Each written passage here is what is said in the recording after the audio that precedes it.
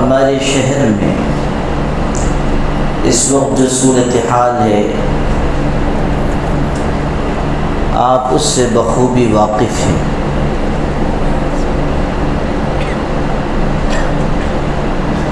آپ یہ بھی جانتے ہیں کہ بارش کا رک جانا گناہ اور نافرمانی کی وجہ سے ہے۔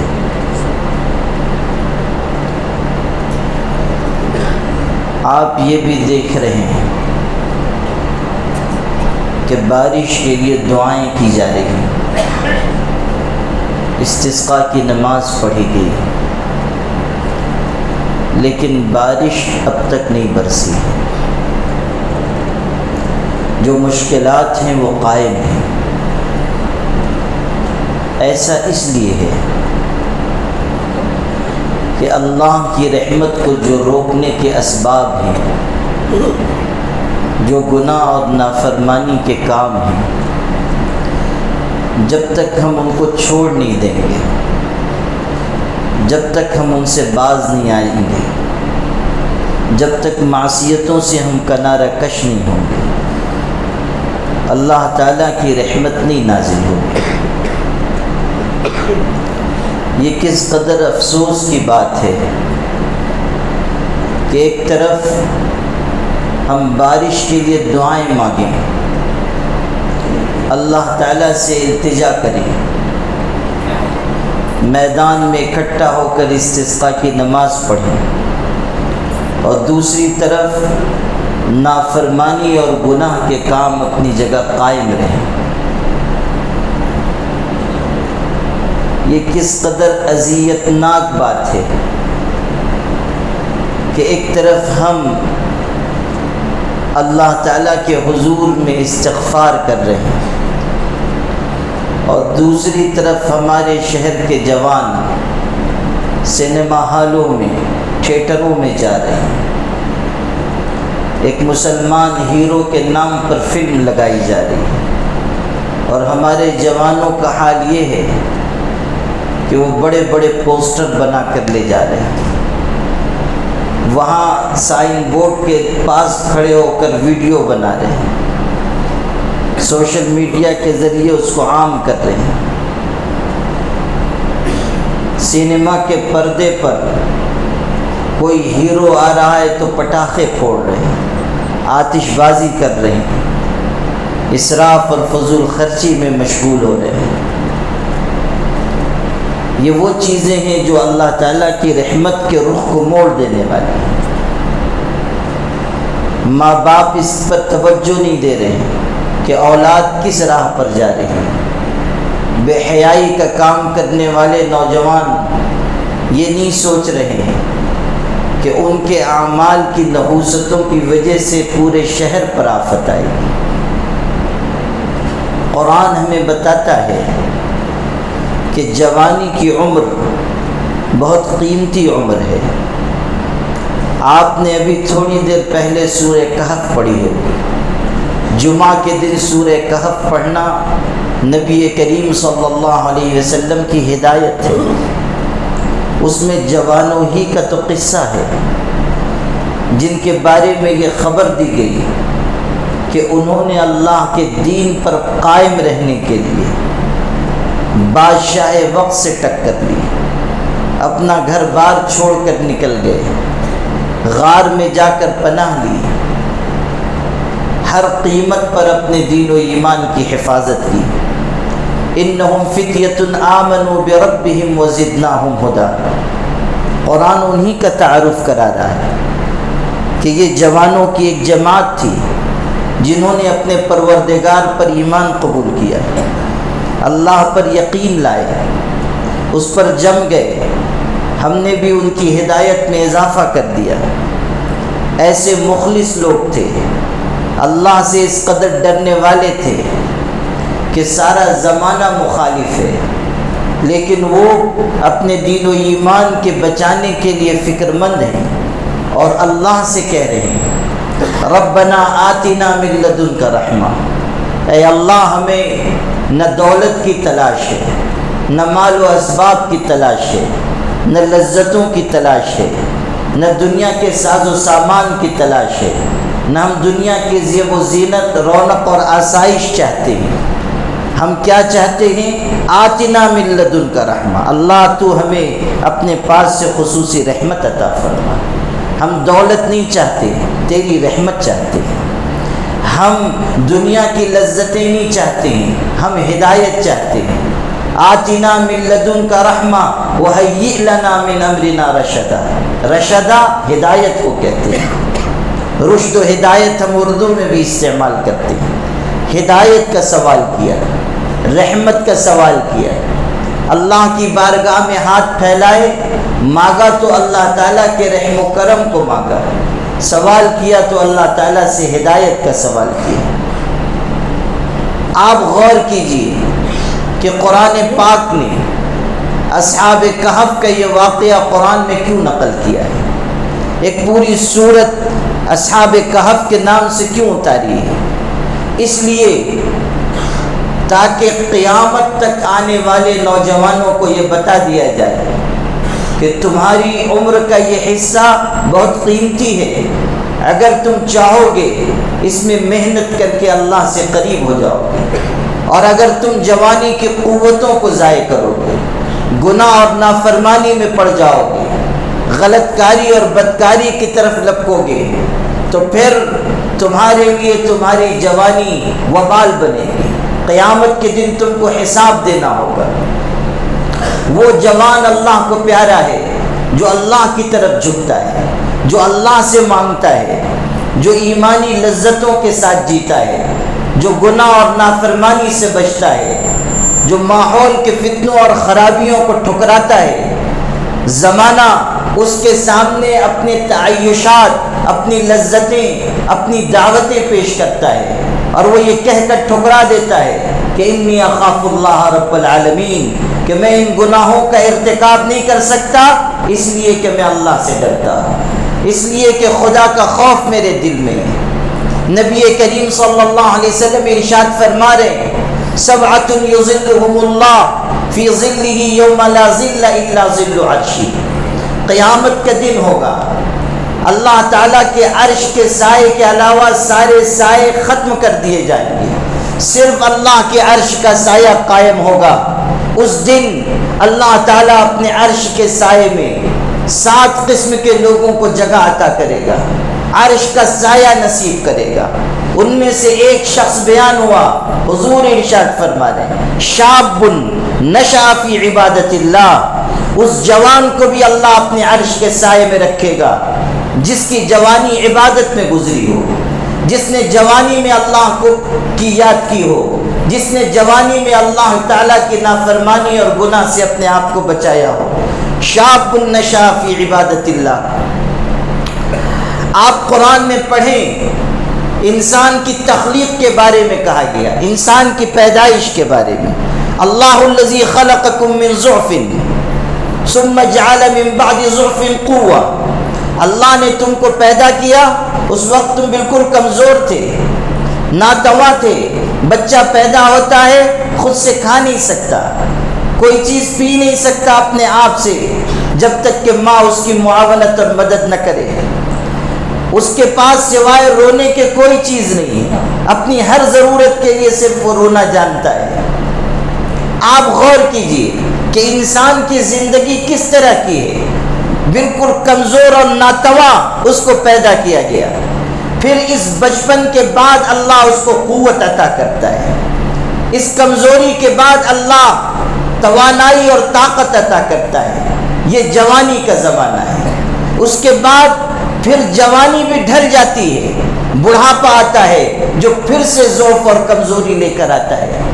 2 کمزوریوں کے بیچ میں ایک طاقت کا دور ہے، پہلے بھی کمزوری گزری، پھر بڑھاپے میں کمزوری اور ضعف غالب آ جائے گا، صرف درمیان میں اللہ طاقت و قوت عطا کرتا ہے اور امتحان لیتا ہے کہ اس جوانی کی طاقت میں یہ جوان اللہ کو راضی کرتا ہے یا ناراض کرتا ہے، یہ اللہ کے احکامات پر چلتا ہے یا اس کے احکامات کو اپنے قدموں تلے رون دیتا ہے۔ امتحان لیا جا رہا ہے۔ انما الدنیا حلوۃ خضرۃ وان اللہ مستخلفکم فیہا فینظر کیف تعملون فاتقوا الدنیا واتقوا النساء الا ان اول فتنة بنی اسرائیل کانت فی النساء۔ حضور فرما رہے ہیں کہ لوگوں یہ دنیا تر و تازہ ہے، رونق و زینت سے آباد ہے، یہ دنیا آسائشوں والی ہے، یہ دنیا اپنی طرف تم کو دعوت دینے والی ہے، یہ دنیا بڑی میٹھی ہے۔ وَإِنَّ اللَّهَ مُسْتَخْلِفَكُمْ فِيهَا، اور اللہ نے اس کائنات میں تم کو بھیجا ہے تاکہ وہ امتحان لے کہ تم کیسا عمل کرتے ہو، تم کس راستے پر چلتے ہو، تم کس طرح اپنے آپ کو گناہ اور نافرمانی سے بچاتے ہو، تم امتحان اور آزمائش کے دور سے گزارے جا رہے ہو۔ فاتقوا الدنیا، دنیا سے بچ کر رہو، دنیا کے مال و اسباب کے پیچھے نہ جاؤ، دنیا کے ساز و سامان کے لیے حلال و حرام کا فرق نہ بھلا بیٹھو، تجارت اس طرح نہ کرو کہ جس میں حرام کی اور مشتبہ آمدنی کی آمیزش ہو، اس طرح اپنے پاس پیسے نہ جمع کرو کہ کل قیامت کے دن تم کو حساب دینا مشکل ہو۔ دنیا ایسی چیز ہے کہ اس کے حرام پر عذاب ہے، اس کے حلال پر بھی حساب ہے۔ اگر تم حلال ذریعے سے بھی دنیا کما رہے ہو، آخرت میں اس کا حساب دینا ہے۔ فَيَنْظُرَ كَيْفَ تَعْمَلُونَ، اللہ دیکھ رہا ہے تم کیسا عمل کرتے ہو۔ دنیا سے اپنے آپ کو بچاؤ، دنیا پر فریفتہ نہ ہو جاؤ، اس لیے کہ یہ دنیا مٹ جائے گی۔ آج جوانی کی طاقت ہے، کل ڈھل جائے گی۔ دنیا عجب سرائے فانی دیکھی، یہاں کی ہر ایک چیز آنی جانی دیکھی، جو جا کے نہ آئے، جو آ کے نہ جائے وہ بڑھاپا دیکھا، جو جا کے نہ آئے وہ جوانی دیکھی۔ انسان جوانی گزار دیتا ہے، پھر جوانی لوٹ کر نہیں آتی۔ انسان چاہے بڑھاپے میں کتنی تمنا کرے، کہے کہ ذرا عمر رفتہ کو آواز دینا، اس نے غزل چھیڑی مجھے سانس دینا، ذرا عمر رفتہ کو آواز دینا۔ انسان تمنا کرتا ہے لیت الشباب یعود، کاش جوانی میری واپس آ جاتی، کاش طاقتیں قوتیں مجھ کو پھر سے مل جاتی، کاش پھر سے شباب کا عہد لوٹ آتا کہ میں اللہ کو راضی کرتا، میں اللہ تعالیٰ کی نافرمانی سے اپنے آپ کو بچاتا۔ مگر جو عمر گزر چکی ہے وہ لوٹ کر آنے والی نہیں، جو لمحات بیت چکے ہیں وہ کبھی واپس آنے والے نہیں۔ اللہ تعالیٰ کا نظام ہے، جو وقت گزر گیا سو گزر گیا، جو زمانہ بیت گیا وہ بیت گیا، جو عہد لد گیا وہ لد گیا، جو برس زندگی سے ختم ہو چکے وہ ختم ہو چکے۔ اب زندگی دوبارہ لوٹ کر آنے والی نہیں، اب شباب اور جوانی دوبارہ لوٹ کر آنے والی نہیں۔ اسی کو قرآن کہہ رہا ہے کہ تم کو کمزوری سے پیدا کیا گیا، ایسے تم پیدا ہوئے کہ ناتواں تھے، پھر تم کو طاقت ملی، پھر ناتوانی اور کمزوری کی طرف تم لوٹ جاؤ گے۔ انسان بڑھاپے میں پھر کمزور ہو جاتا ہے۔ یہی عمر کا حصہ ہے جوانی کا، جس میں اسے اللہ تعالیٰ کو راضی کرنا ہے، اللہ کی طرف اسے لوٹنا ہے، اپنی جوانی کی طاقت کو دین و ایمان کی سربلندی کے لیے استعمال کرنا ہے۔ آپ دیکھیں نبی کریم صلی اللہ علیہ وسلم نے صحابہ کرام کی جو جماعت تیار کی، اس میں کتنے نوجوان تھے جن کو اللہ کے پاک رسول نے دین اور کلمے کی بلندی کے لیے کھڑا کیا۔ انہوں نے اپنی جوانی کی بہترین طاقتیں دین کے لیے لگائی۔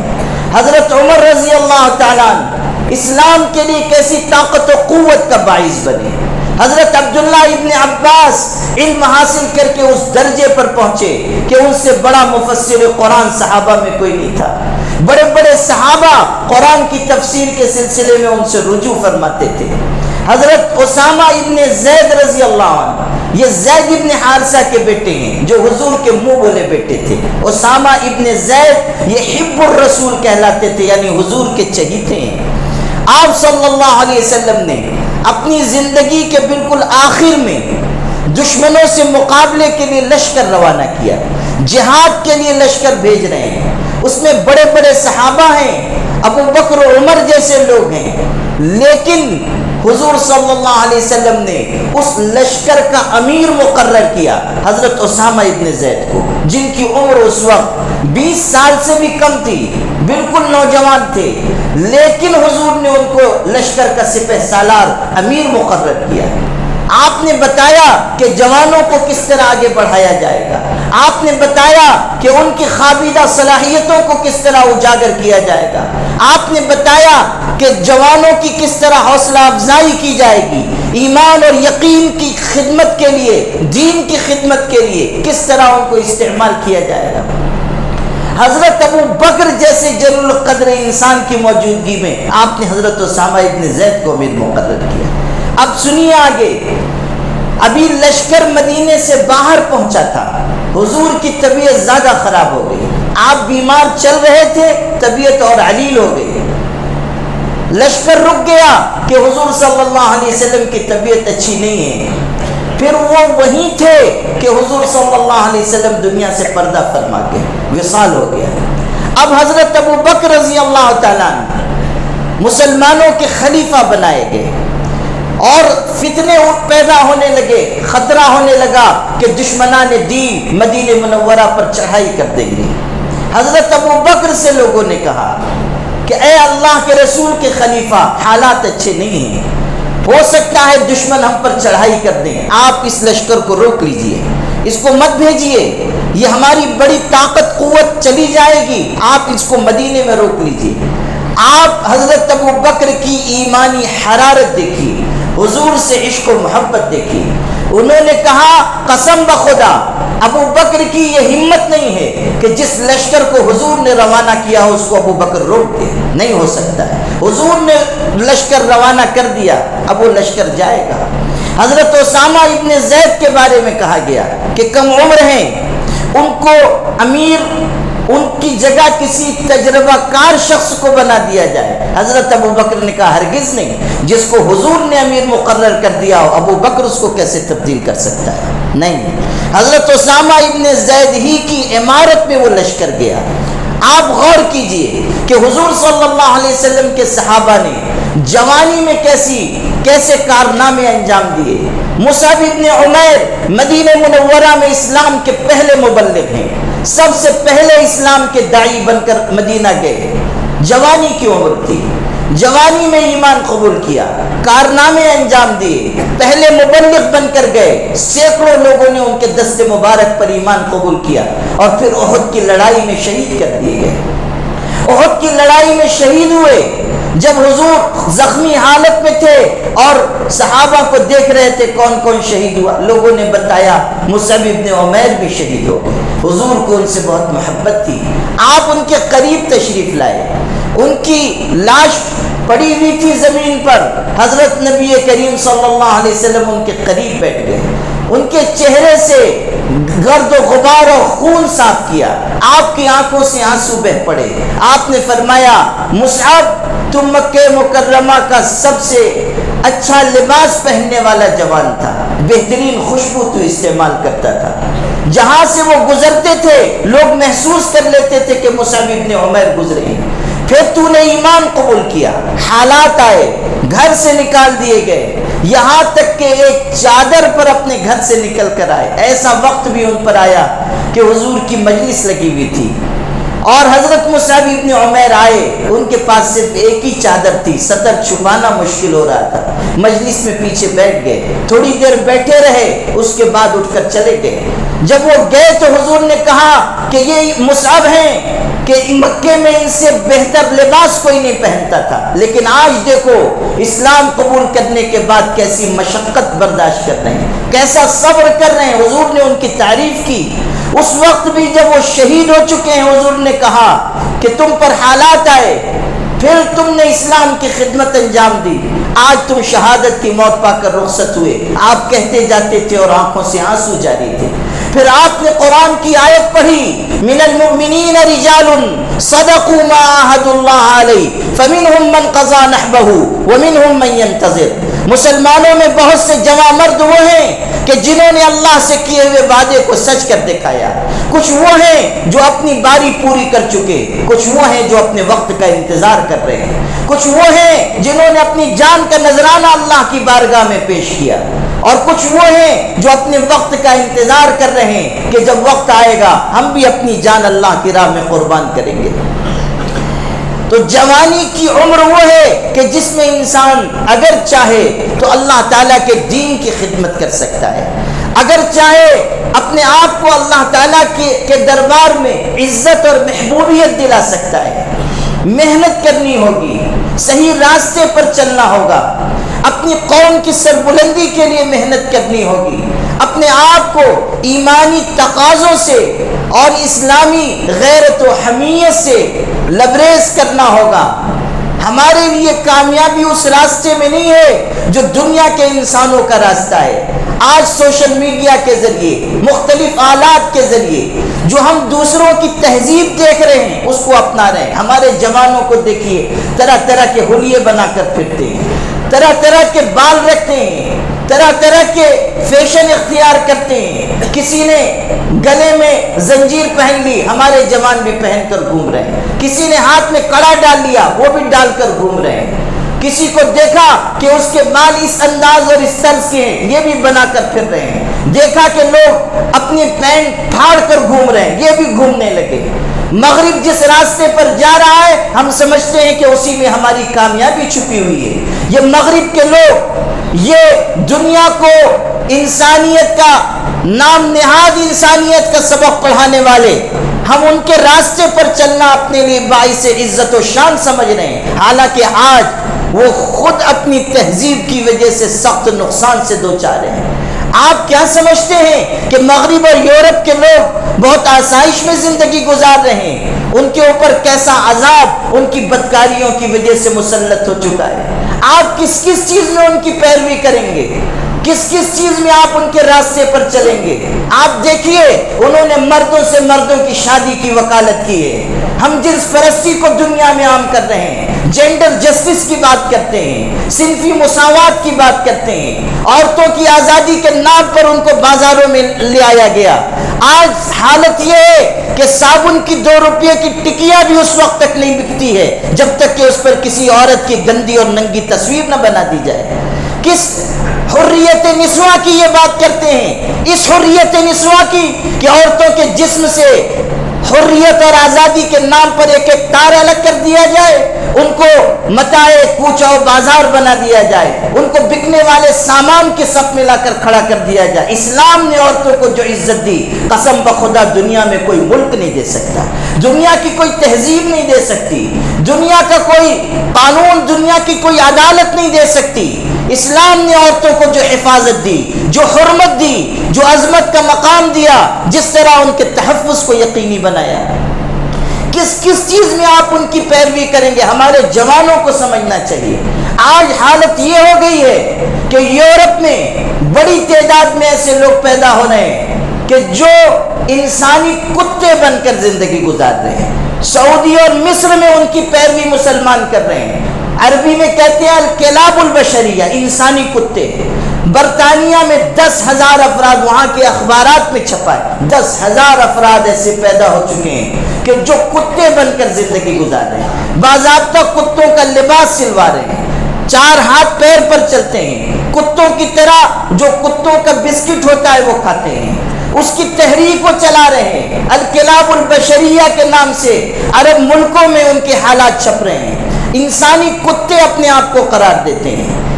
یورپ میں، برطانیہ میں، مغرب کے قلب میں ایسے لوگ پیدا، امریکہ میں اپنے حقوق کا وہ مطالبہ کر رہے ہیں کہ ہمیں کتا بن کر زندگی گزارنی ہے، انسانوں کی طرح نہیں جینا ہے، پنجروں میں رہ رہے ہیں، اپنے دوستوں کا استقبال بھوک کر کرتے ہیں، کسی سے محبت کا اظہار کرنا ہے اس کے ہاتھ چاٹتے ہیں، جس طرح کتے ہاتھ چاٹ کر اپنی وفاداری، اپنی محبت کا اظہار کرتے ہیں۔ 10,000 لوگ صرف ایک ملک برطانیہ میں پیدا ہو چکے ہیں۔ امریکہ میں کتنے لوگ ہیں، یورپ میں کتنے لوگ ہیں جو کتے بن کر زندگی گزار رہے ہیں۔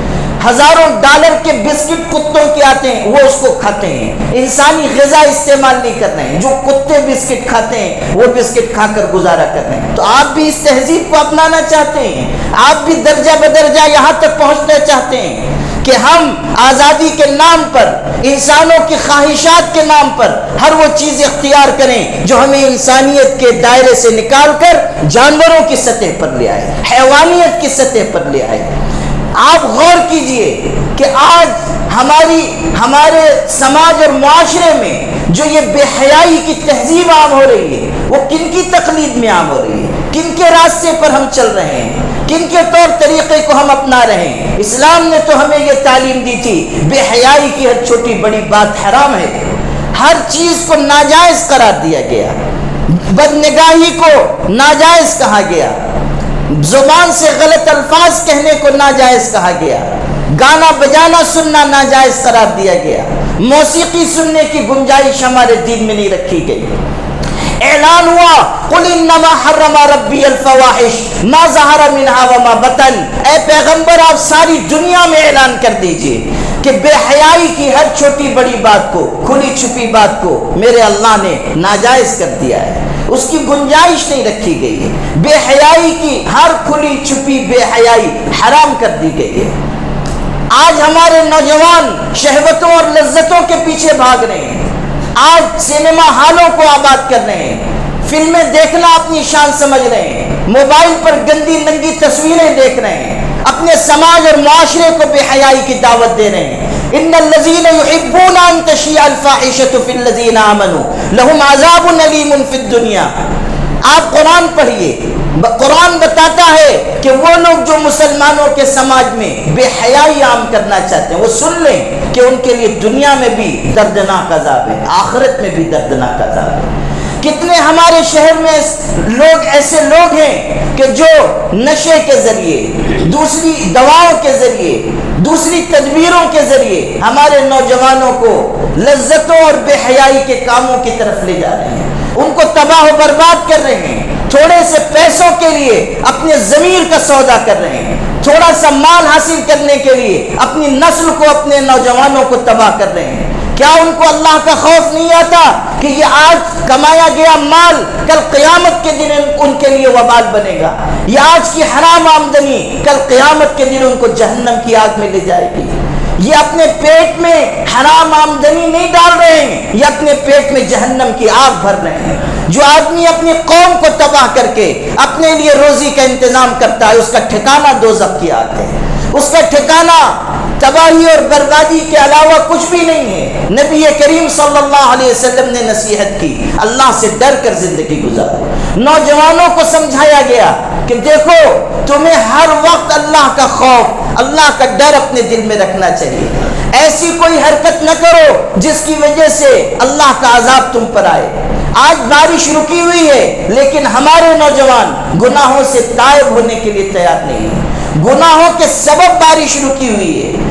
حضرت مجاہد رحمۃ اللہ علیہ ایک بزرگ گزرے ہیں، تابعی ہیں، مفسر ہیں، ارشاد فرماتے ہیں کہ جب بارش رک جاتی ہے اور زمین پر قحط پڑتا ہے، جانوروں کو چارہ نہیں ملتا، پانی نہیں ملتا، وہ بھوکے پیاسے ہوتے ہیں، اس وقت وہ انسانوں پر لعنت بھیجتے ہیں اور یہ کہتے ہیں کہ اللہ اولاد آدم پر لعنت اتارے، اس لیے کہ آج اگر ہم بھوکے پیاسے ہیں تو یہ اولاد آدم کے گناہوں کی نحوست کی وجہ سے۔ یہاں تک کہ نجاست میں رہنے والا کیڑا اور بچھو جیسا زہریلا جانور بھی پکار پکار کر لعنت بھیجتا ہے اور یہ کہتا ہے کہ اے اولاد آدم، اگر تم گناہ نہ کرتے تو آسمان سے بارش نہ روکی جاتی، ہمیں بھوکا پیاسا نہ رہنا پڑتا، ہمیں یہ تکلیف نہ جھیلنی پڑتی۔ آپ غور کیجئے کہ آج اگر ہم رسمی طریقے پر صرف مجلسیں کرتے رہیں گے، دعا مانگتے رہیں گے، مسجدوں میں تھوڑی دیر کے لیے اکٹھا ہو جائیں گے اور اپنے گناہوں سے، اپنے کالے کرتوت سے، خیانت سے اور رشوت سے، سودی لین دین سے، بے حیائی اور بدکاری سے، سینما بینی اور فلم بینی سے، نگاہ کی اور دل کی خیانت سے باز نہیں آئیں گے تو کیا اللہ کی رحمت ہم پر آئے گی؟ کیا اللہ تعالیٰ کی طرف سے نصرت کے فیصلے اتریں گے؟ کیا اللہ کی مدد ہمارے ساتھ شامل حال ہوگی؟ ہرگز نہیں۔ قرآن کہہ رہا ہے اے ایمان والو اللہ کے دربار میں سچی توبہ کرو، یا ایھا الذین آمنوا توبوا الی اللہ توبۃ نصوحا، اے ایمان والو اللہ کے آگے سچی توبہ کرو۔ خاص طریقے پر جوانوں کو اپنی جوانی کی حفاظت کرنی چاہیے۔ کسی بھی قوم کا سرمایہ جوان ہے۔ اقبال نے کہا تھا اس قوم کو شمشیر کی حاجت نہیں رہتی جس کے جوانوں کی خودی ہو صورت فولاد۔ یہ بھی کہا محبت مجھے ان جوانوں سے ہے ستاروں پہ جو ڈالتے ہیں کمن۔ آپ بلند مقاصد کے لیے زندگی گزاریں، دین و ایمان کو دنیا میں عام کرنے کے لیے زندگی گزاریں، اپنی جوانی کی بہترین طاقت اللہ تعالیٰ کے کلمے کی سربلندی کے لیے استعمال کریں۔ ہر گناہ سے بچیں، ہر طاعت کی طرف بڑھیں، اور آج اس ملک میں جو مشکل حالات ہیں ان کے مقابلے کے لیے اپنے آپ کو تیار کریں۔ وآخر دعوانا الحمد للہ رب العالمین۔